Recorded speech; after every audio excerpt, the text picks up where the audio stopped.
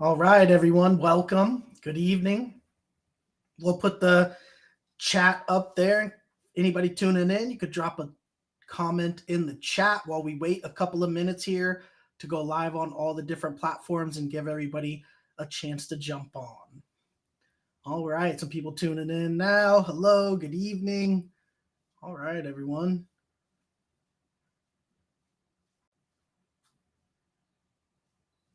Hope everyone had a nice, productive day. And we'll wait just a couple of minutes here to get started.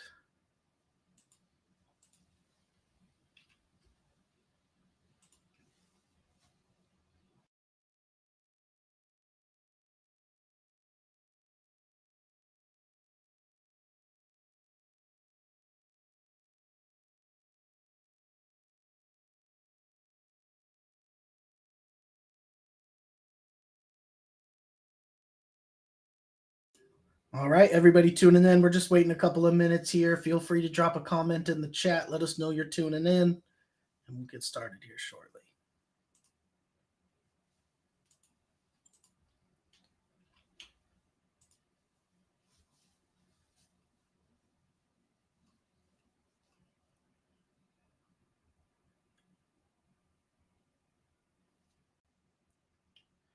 Let's see. All right, it looks like we are good to go, so we can get started here. We'll go ahead and take the chat off the screen and get it going.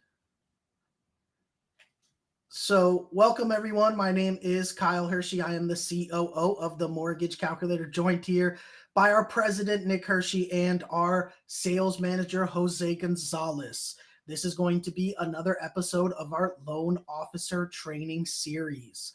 What we are going to do today is go through the topic of second mortgages and HELOANs. So, we've talked about a little bit about this in the past, but today we're going to do a deep dive into this topic. So I'm going to let our sales manager, Jose, 27 years of experience in the business, go ahead and take it away here. I guess first, let's talk about what are second mortgages and HELOANs, and we'll go from there. Oh, I think you're muted there, Jose.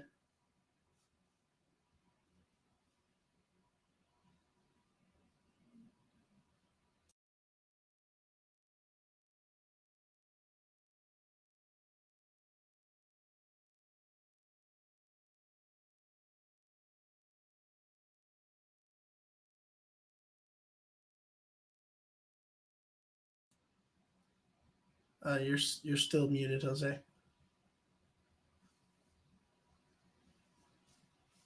Yes, I'm sorry. I just There you lost go. my item here that I was sharing a minute. So if you give me a second, I will bring it back up. All right. Sorry about that. Little too much clicking went on there. All right. So let's get into our topic now. Very popular topic now. Second mortgages, HELOANs, also known as home equity loans. Um, Now, tomorrow's lesson in the sales training is when we're going to go into, when you would use it. We're going to get into the rates and all that. We're going to expand on what we're talking about today. But today we're going to get into the nuts and bolts of what exactly is a HELOAN, second mortgages, what they are and what they are not. Okay. So a HELOAN is a closed end mortgage as opposed to a second to a HELOC, which is a home equity line of credit, which is an open ended mortgage. So, again, when you're looking out there for structuring your deals, it's very important to understand what you're dealing with, right? Because if you talk to some of your account executives out there, some of them are telling me that their current production is like 50% in some cases of these companies' total loan production as wholesalers or as investors is coming from second mortgages, and a lot of it is now coming from closed and second mortgages. Right now, what is the difference What do we mean by closed-end second mortgage, and what do we mean by an open-end second mortgage? Well, an open-ended second mortgage is like a home equity line of credit. Has you could say it's a variable amortization in terms of you pay interest on what you owe, right? It's usually going to be then a variable rate.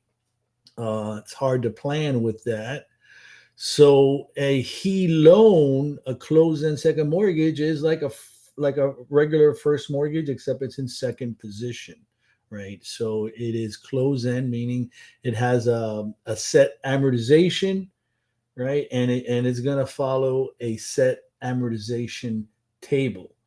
And most importantly, for everybody that's going and looking at what's going on with the volatility right now, with the short-term rates, which is what is usually the index for a HELOC, is usually going to be the short-term rate plus a margin, and your interest rate is going to be the sum of the index plus the margin.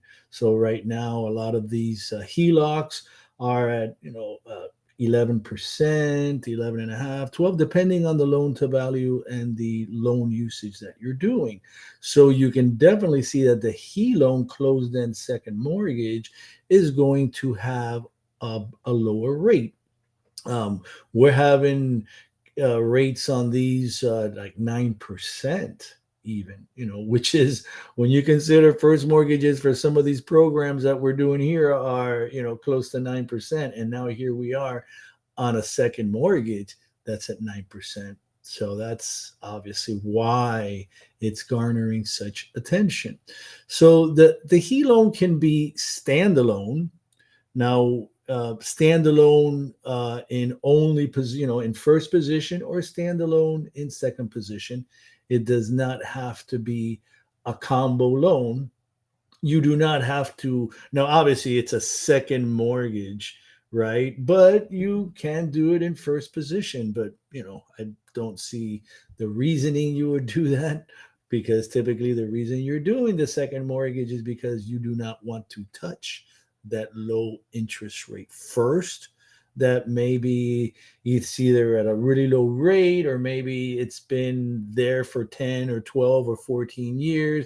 You're at a very favorable point of the amortization table. I mean, with each $1,000 payment, you're paying $600-700 in principal, $300 in interest. So you don't want to touch that gravy train unless you really need a lot more money. Like if the second mortgage is only giving you 150 grand, but for whatever reason, doing it as a standalone first maybe will give you more money, then you do it that way. But be aware of the structure, because on these HE loans, we can usually go 90, and in some cases we can even go 95%. So it's really going to be, more than anything else, about the rate that you're going to get, the blended rate. So keep that in mind when you are also sizing up these deals, that we do have to consider the blended rate, which is the proportionate interest rate of the first, the proportionate interest rate of the second, and they have these really cool blended rate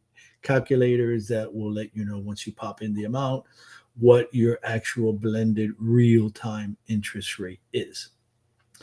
So some cool little uses. I mean, even though we're getting into tomorrow's lesson a little bit here, but just to give you a little bit of context, when we talk about combo loans that you can combine a first and a second, that's especially useful for our condos without reserves, and especially in the problem state like Florida, which has different condo rules than the rest of the country.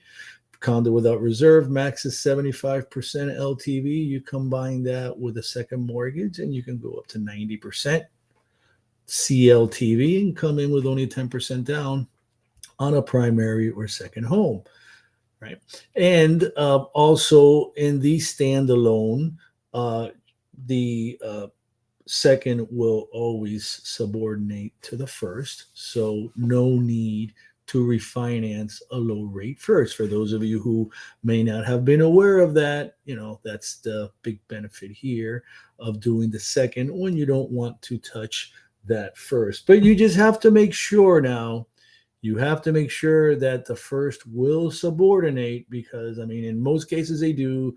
I mean, all of these conventional loans and all that do, but just make sure that there's no issue with their subordinating and remaining in, staying, or not subordinating the second, excuse me, got that backwards, the second subordinating to the first, and that the first will have no problem with a new second coming into the picture. So who qualifies for a HELOAN, for a second mortgage HELOAN? Well, U.S. citizens, of course, permanent resident aliens, are full-time residents of the United States with a, also known as a green card, which is your permanent resident alien card, non-permanent resident aliens with U.S. credit.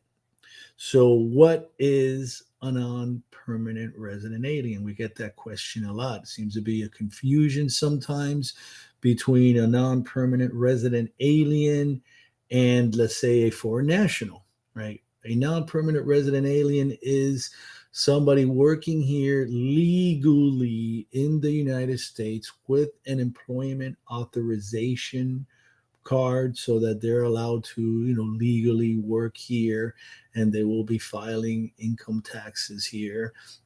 Their income tax, their tax will be deducted, and they are legal for all intents and purposes. They are a legal employee with the same benefits that a permanent resident alien has, as it regards financing, right? So, as it, they can get all the same benefits in loans as long as they have the U.S. credit, and then obviously can meet the different income requirements that would be following the guidelines.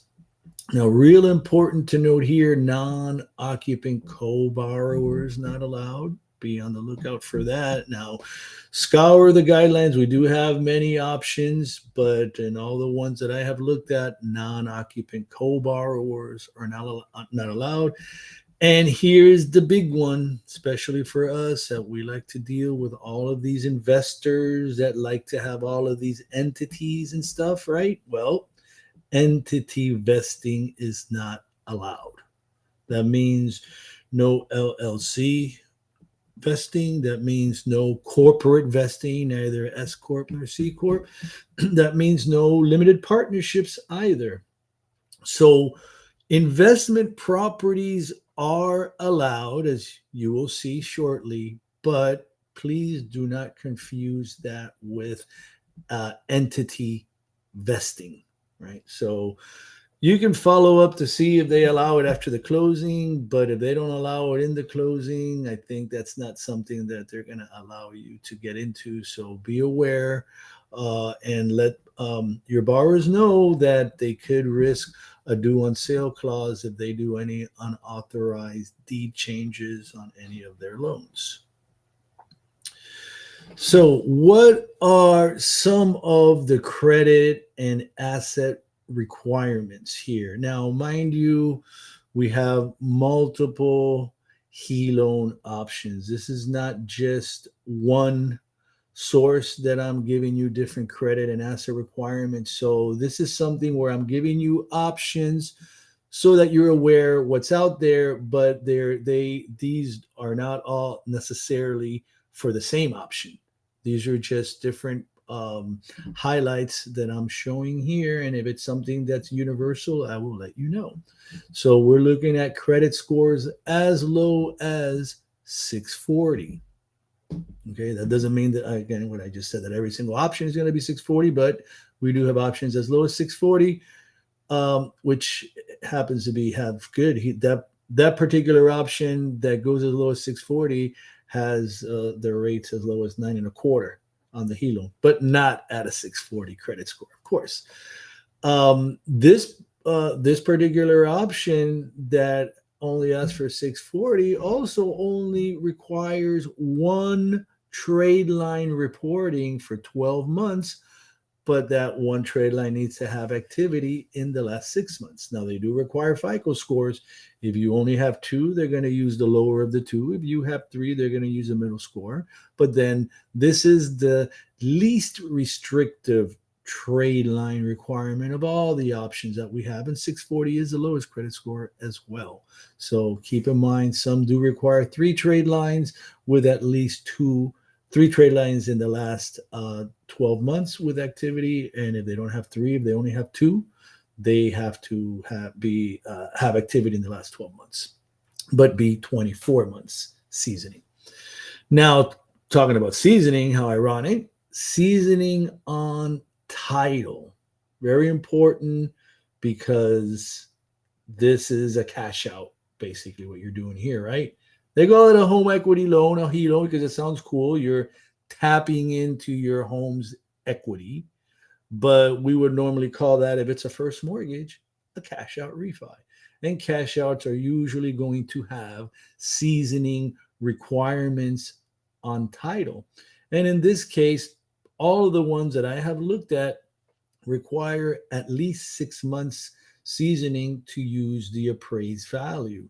Some of the options, if you have less than 6 months seasoning, won't even do the loan.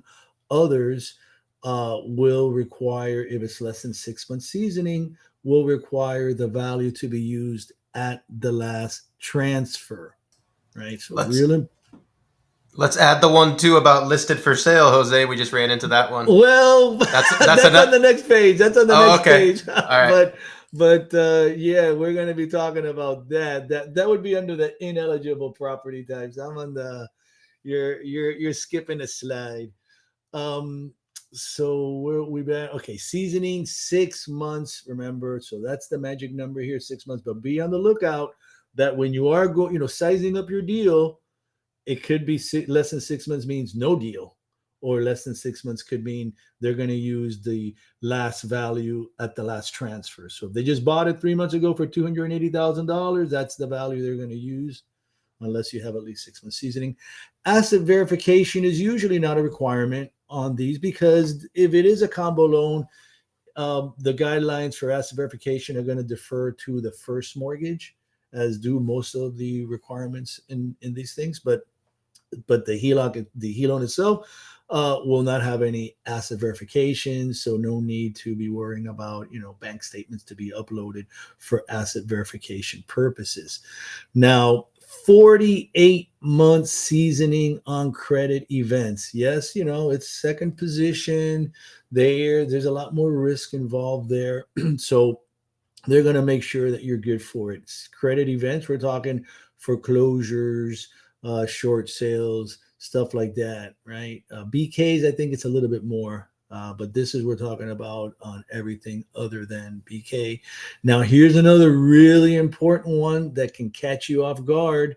That's why when you're sizing up the deal, in my trainings, I always talk about, don't just look at the credit scores, dive into the credit report, review the payment history on the accounts, especially the housing account, review charge-offs and collections, because they do put that here. I didn't add that category, but they do have restrictions on if you had a charge-off and collection. 0 times 30 in the last 12 months on all mortgages.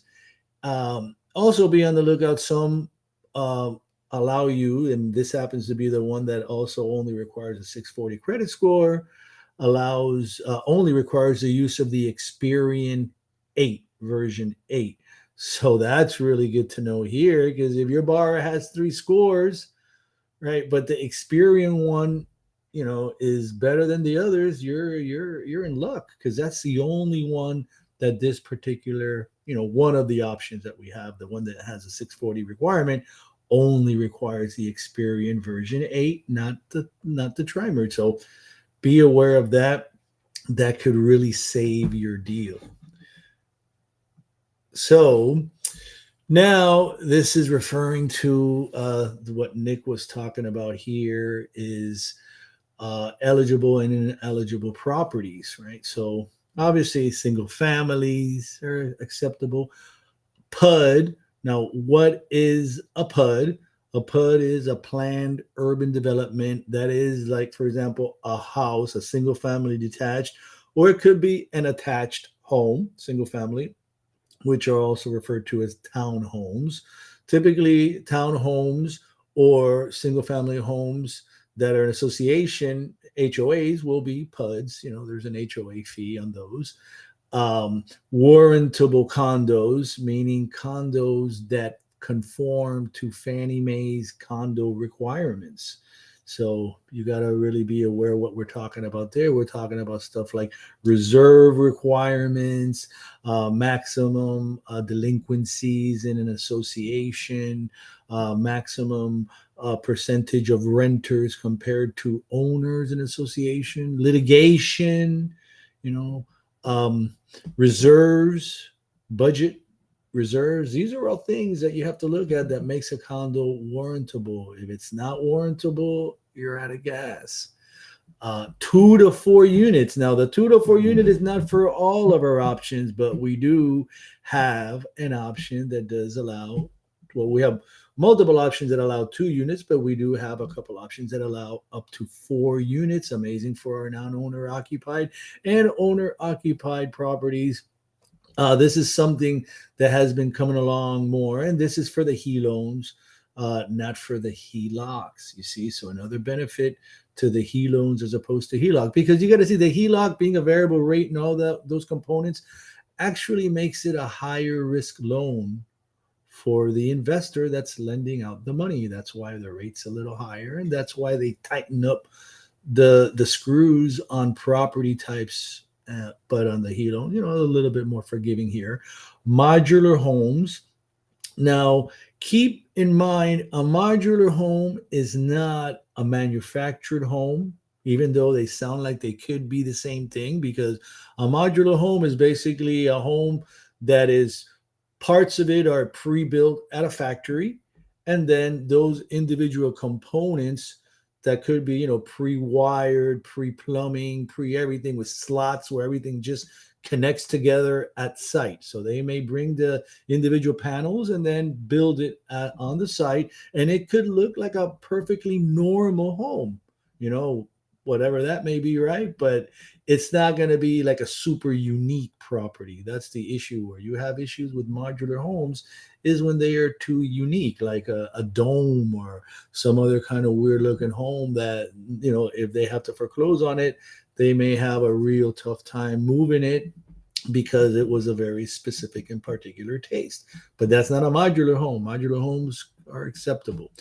Be aware of declining markets, because in some parts of the country we are having declining markets adjustments made, and a lot of the outlets are starting to list which are these markets. Declining markets are subject to loan to value adjustments and limitations and other restrictions. And what Nick was mentioning is, if your property is listed for sale or has been listed for sale, usually you're going to need to be have that listing canceled for at least 6 months, right? So you got to have at least 6 months off of the listing so that you can then reapply when it has been 6 months. And that would be an ineligible property, a property 6 months on listing. And some other ineligible properties are the ones that are real popular for us. Manufactured homes are not eligible. Condo hotels, or condotels as they like to refer to them as. I already mentioned non-warrantable condos and mixed use properties, and in general commercial properties as well. I have mixed use here because it could be a residential mixed use, but I didn't put commercial here because this program is basically for residential lending. So no manufactured homes, which again are not modular home. A manufactured home, a lot of people incorrectly refer to them as mobile homes, because a manufactured home could have started its life out as a mobile home, and then it gets brought on to the site, usually in 2 pieces. Each piece has a decal. And then when it's affixed permanently via a foundation to a land that is deeded to the owner, then the manufactured home is then attached to that folio and then becomes a piece of real estate, not a mobile home, versus the mobile home that is not attached to any folio permanently. It is just basically a trailer, has wheels still on it and all that stuff. So manufactured homes started their life out as a mobile home, but as soon as they get land, they become a manufactured home. But nevertheless, unfortunately, they are not applicable for this program. So now that we've said who is, the property types, now what are the income types? What are the income types that are acceptable? And this is the mind blower for the HELOAN. And this is where tomorrow we will be expanding on different strategies to allow you here to further expand on the opportunities here. But just I'm whetting your appetite here, but letting you know you can do obviously self-employed or salary hourly. That's the easy one. But then you got bank statement option, 24-month P&L option, 1099 option with only a 10% expense factor. That's great for the realtors, and asset depletion. So these are all of the non-QM income types that we have come to know and love, especially bank statement option, which is the most popular non-QM option right now, are bank statements for self-employed. It's ironic. I was watching this analysis where they're talking about the market and how the market is still absorbing, there's no excess inventory, even though we've had a year plus of, rising interest rates and everything, how we're still dealing with tight inventory situations here, right? So there's and the reason on that is because people, and the commentator basically was talking about, and her analysis was very astute, and she was talking about how the borrowers have really wanted to do the deal, have managed to go and seek alternative methods, which we all know of, and the most popular of those methods now being 12 or 24-month bank statements. So the last number, I think it was like around 60% of the non-QM production was bank statement related, both primary, second home, and investment. So really good options there. Really good, varied income types. So it's not just your HELOCs, that people would get used to going to a credit union, or some bank in the corner and they get a home equity line of credit. Now we're really opening up the opportunities here on what can be done to a lot more than just full docs. So plenty of opportunities here to join the all of the action that's going on with second mortgages, and don't miss out. All right, that was great. And I love the fact that we're going to go deeper in depth into it tomorrow on the sales training as well. So every Tuesday we do this training, and then on Wednesdays we do the sales training. So Jose is going to follow up tomorrow with the sales training. I don't see any questions there in the chat, so I think we can go ahead and wrap it up. But if you do have any questions, go ahead and drop them in there real quick. As I said, we do this at 7 p.m. Eastern time every Tuesday. And then we also have our daily mortgage rates live every weekday at 11 a.m. Eastern, where we go through the live rates, and we also do a deep dive into a different subject. But tomorrow, Wednesday at 7 p.m. Eastern, we will go ahead and get into the second part of this on the sales training. So thank you everyone for tuning in. Thank you, Jose. That was great. Thank you, Nick. And we will see everyone tomorrow, Wednesday at 7 p.m. Eastern time. Everybody have a great night. Thanks. Thank you.